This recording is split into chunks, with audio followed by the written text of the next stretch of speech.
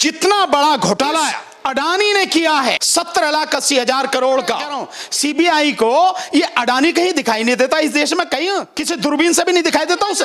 अबे तो जो तुम्हारा सबसे बड़ा घोटालेबाज है कौन लगे वो, उस यार की क्यों नहीं करते जिसने 17,80,000 करोड़ का घोटाला किया, उसकी भी जांच करो ना।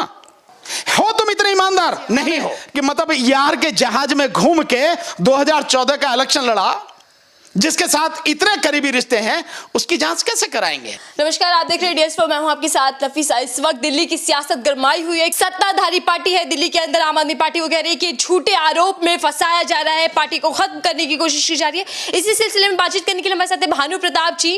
भानु जी, मनीष सिसोदिया की गिरफ्तारी को लेकर आप क्या समझ रहे हैं और कैसे देख रहे हैं इस पूरी कार्यवाही को?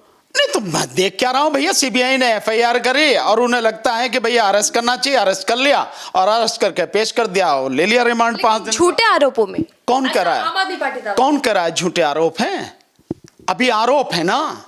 और 100 करोड़ रुपए की जो बात हो रही है, वो 100 करोड़ रुपए इस्तेमाल किए गए बताए जाते हैं गोवा के चुनाव में, और उसके विषय में जो है वो सारी चीजें उसमें की बहुत बड़ी मात्रा में वो कैश भी है, ये सारी स्थिति है। लेकिन मैं इससे अलग हटके मैं बात कर रहा हूं। दो बात आप समझने की जरूरत है लोगों को। मनीष सिसोदिया को गिरफ्तार किया या किसी को भी गिरफ्तार किया, चाहे पहले कांग्रेस के नेता रहे हो, चाहे TMC के नेता रहे हो, चाहे JDU के रहे हो, उसके RJD के रहे हो, किसी को भी गिरफ्तार किया, बात यह है कि क्या केवल यही बेईमान है? क्या बीजेपी में बेईमान नहीं है?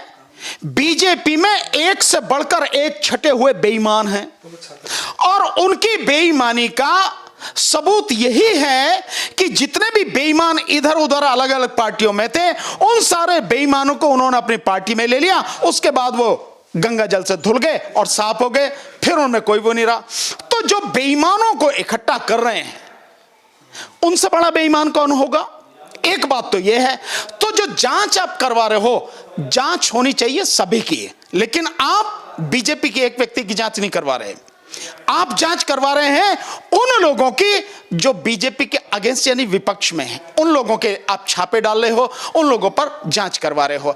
आपने देश में जितना बड़ा घोटाला इस अडानी ने किया है 17,80,000 करोड़ का, आप उस पर एक शब्द नहीं बोल रहे। जांच किसकी होनी चाहिए? जिस पर 100 करोड़ रुपए के घोटाले की बात है, या जिस पर 17,80,000 करोड़ रुपए घोटाले की बात है, किसकी जांच होनी चाहिए? कौन ज्यादा खतरनाक है? किसका अपराध सबसे ज्यादा गंभीर है? अडानी का। लेकिन अडानी पर चूं भी नहीं बोले, उसका नाम भी नहीं ले रहे, एक शब्द में नहीं आ रहा, एक सवाल का जवाब नहीं दे रहे। ये वो लोग हैं जो किसी भी तरह से येन केन प्रकारेण, संस्कृत में है ना, बीजेपी वाले संस्कृत ज्यादा बोलते हैं, उसके लिए ज्यादा वो करते हैं, तो उनको बता रहा हूं, ये न केन प्रकारेण किसी भी तरह से सत्ता में बने रहे, उसके लिए सारे घपले घोटाले करते हैं जो सत्ता में बने हुए हैं ये लोग। लेकिन सर, कुछ लोगों का यह भी मानना है कि बीजेपी ED CBI का गलत इस्तेमाल कर रही है और विपक्ष को खत्म करने की पूरी कोशिश कर रही है। नहीं तो मानने की क्या बात है, तो सच है बिल्कुल। भाई जो भी इस बात को कह रहा है वो तो सच कह रहा है। भाई ED का इस्तेमाल कर रहे हो आप, CBI को ये अडानी कहीं दिखाई नहीं देता इस देश में, कहीं किसी दूरबीन से भी नहीं दिखाई देता उसे। अडानी ने इतना बड़ा घोटाला किया, इतना सब कुछ किया, लगातार आवाज उठे, अंतरराष्ट्रीय पूरे मतलब दुनिया में देश की बदनामी हो रही है, लगातार देश की साख गिरती चली जा रही है, उसको वो नजर नहीं आता, बाकी और नजर आ रहे हैं उनको। तो ED का इस्तेमाल, CBI का इस्तेमाल, और अधिवेशन हो रहा कांग्रेस का उससे ठीक पहले आप जाके जो छत्तीसगढ़ में छापे मार रहे हो, कांग्रेस के लोगों पे छापे मार रहे हो। कौन मार रहा है? Income tax department. ये क्या है? तो ED हुई, CBI हुई, इनकम टैक्स हुई, ये CVC हुई, ये सारे की सारी जो एजेंसी हैं, इन सब का गलत इस्तेमाल कौन कर रहा? और लोग भूल जाते हैं इलेक्शन कमीशन का भी गलत इस्तेमाल कौन कर रहा है? निश्चित रूप से ये जो सारी की सारी चीजें हैं, ये मोदी सरकार द्वारा की जा रही हैं, इसमें कोई किसी को शक होना नहीं चाहिए। लेकिन सर, बीजेपी तो कह रही है अगर घोटाला करोगे तो जांच तो होगी और जेल भी जाना पड़ेगा। और अगला नंबर के अबे तो जो तुम्हारा सबसे बड़ा घोटालेबाज है, उस यार की क्यों नहीं करते जिसने 17,80,000 करोड़ का घोटाला किया, उसकी भी जांच करो ना। है तुम्हारी औकात? हो तुम इतने ईमानदार, नहीं हो, क्या नहीं हो। लगता है सर जांच होगी? जेपीसी की मांग कर रहा है विपक्ष। बिल्कुल नहीं, विपक्ष बिल्कुल मांग कर रहा है। विपक्ष की मांग से हम भी सहमत हैं और हम भी ये मांग करते हैं कि जेपीसी बिठानी चाहिए। जेपीसी से अडानी के सारे मामले की जांच होनी चाहिए, सब होनी चाहिए। लेकिन आप भी जानते हैं, मैं भी जानता हूं, विपक्ष भी जानता है कि जब तक प्रधानमंत्री मोदी हैं किसी कीमत पर जांच नहीं करेंगे, जांच नहीं करवाएंगे, जेपीसी नहीं बनाएंगे। क्यों? याराना निभाना है ना। उस याराने की, जिस याराने कि मतलब यार के जहाज में घूम के 2014 का इलेक्शन लड़ा, जिसके साथ इतने करीबी रिश्ते हैं, उसकी जांच कैसे कराएंगे? लेकिन सर अडानी मामला तो शांत पड़ता जा रहा है, कहीं कौन सुना कह रहा शांत पड़ता जा रहा? कोई भी कहीं भी शांत नहीं है। आप देखो हर दिन अडानी की नैया डूबती चली जा रही, तो कहां से शांत है भाई? जो ठेके लेना चाहता था अडानी, जिन चीजों का हासिल करना चाहता था, उन कंपनियों को हासिल नहीं कर पा रहा, पैसे नहीं उसके पास में। अंतरराष्ट्रीय मार्केट में, इवन भारत में भी उससे कोई पैसे देने को तैयार नहीं है। हर दिन उसके जो शेयर हैं डाउन जा रहे हैं, और कई शेयर तो ऐसे हैं जो हर दिन लोअर सर्किट पर लगते हैं, यानी 5% से नीचे जा रहे हैं। कैसे है अडानी का मामला, कैसे हो जाएगा? अभी तो जाएगा और नीचे जाएगा।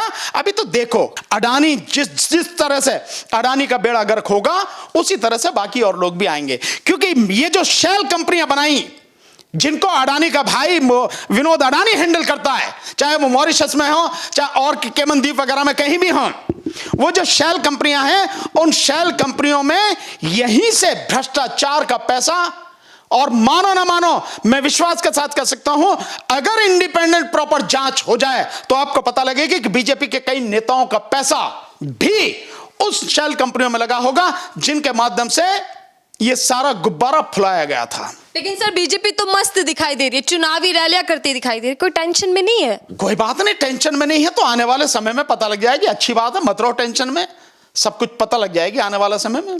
सर वो तो कह रहे हैं कि अगला नंबर केजरीवाल का है, वो तैयारियां कर लें। बिल्कुल बिल्कुल करो, केजरीवाल की करो, और बाकी जो और रह गए सबको पकड़ के जेल में डाल दो, चिंता नहीं, इसमें कोई चिंता वाली बात नहीं है। लेकिन पब्लिक तो है ना, इस देश की जनता तो है ना, वो जनता तो नहीं मरी है ना, वो जनता तो जिंदा है ना। अभी वोट किसको डालनी है? नेताओं को। वोट जो डालनी है वो पब्लिक को डालनी है। संघर्ष जो करना है वो पब्लिक को करना है, और पब्लिक अभी जिंदा है। घूम फिर के सवाल यही आता है कि अडानी को बीजेपी से जोड़ना कितना सही है? पूरा बिल्कुल सही है, और बल्कि मैं तो कह रहा हूं बीजेपी से क्यों जोड़ दो, सीधा सीधा मोदी जी से जोड़ो ना, जैसे मैं जोड़ता हूं। मोदी जी से तो याराना है ना, और पूछना चाहिए गब्बर सिंह में बहुत याराना लगता है ना? कहते हैं ना गब्बर साहब जो शोले फिल्म में कहते हैं, बहुत याराना लगता है। बताएं ना क्या याराना है? हर कोई जानता है उनका याराना उनसे है। तो बीजेपी से नहीं, मोदी जी से जोड़ना चाहिए, और मोदी जी से जुड़े हुए हैं।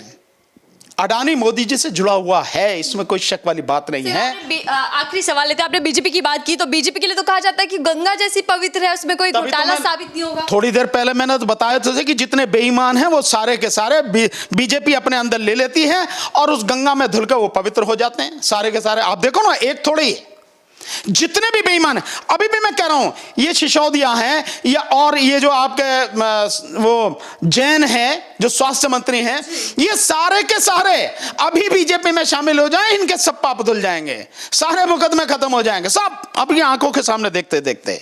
ये तो इसमें कोई शक क्या है? चलिए ठीक है, बहुत बहुत धन्यवाद हमसे बातचीत करने के लिए। अभी हाल फिलहाल में क्या कुछ होने वाला है, सिसोदिया के लिए मुश्किलें कितनी बढ़ने वाली है, तो वक्त बताएगा।